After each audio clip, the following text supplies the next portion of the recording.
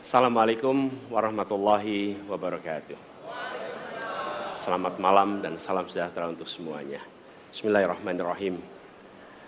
Negara hukum menempatkan hukum sebagai rujukan utama untuk memastikan hadir rasa keadilan, memberikan kebermanfaatan, dan memberikan kepastian kepada semua.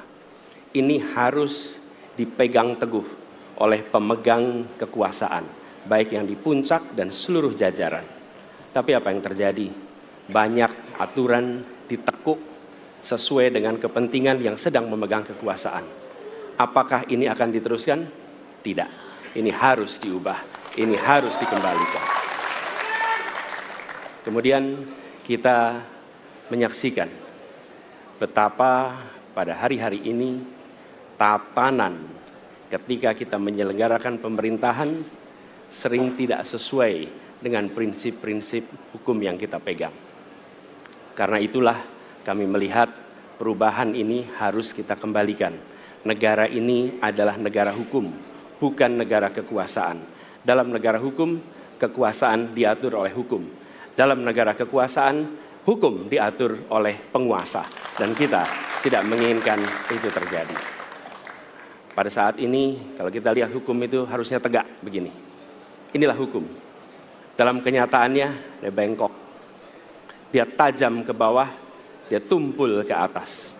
Dan kondisi ini tidak boleh didiamkan, tidak boleh dibiarkan, dan harus berubah. Karena itu kita mendorong perubahan.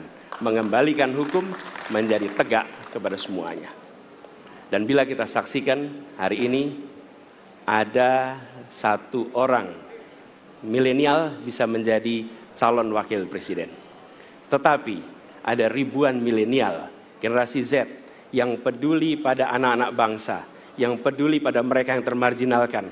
Ketika mereka mengungkapkan pendapat, ketika mereka mengkritik pemerintah, justru mereka sering dihadapi dengan kekerasan, dihadapi dengan benturan, dan bahkan gas air mata. Apakah kondisi ini akan dibiarkan? Tidak, kita harus lakukan perubahan. Oleh karena itu, kami memperhatikan ini sebagai hal-hal yang mendasar. Yang tak kalah penting, ini kedua nih, yang tak kalah penting. Kita menyaksikan pada saat ini, ada peristiwa seperti peristiwa Ibu Mega.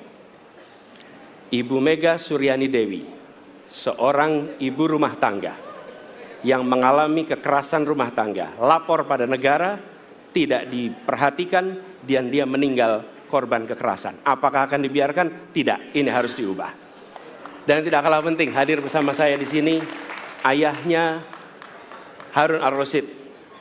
Harun Ar-Rasyid adalah anak yang meninggal, pendukung Pak Prabowo di Pilpres 2019 yang menuntut keadilan pada saat itu.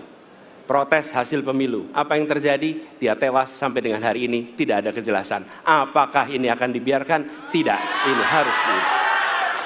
Karena itu, kami mendedikasikan diri, hadir untuk memberikan komitmen bahwa dari puncak sampai ke bawah, kami akan tegakkan hukum pada siapa saja. Kami kembalikan marwah kehidupan bernegara yang menempatkan hukum sebagai tempat yang paling tinggi. Dan ketentuan itu berlaku kepada semua, termasuk ketika menyangkut urusan ASN, menyangkut urusan TNI dan Polri. Terima kasih. Assalamualaikum warahmatullahi wabarakatuh.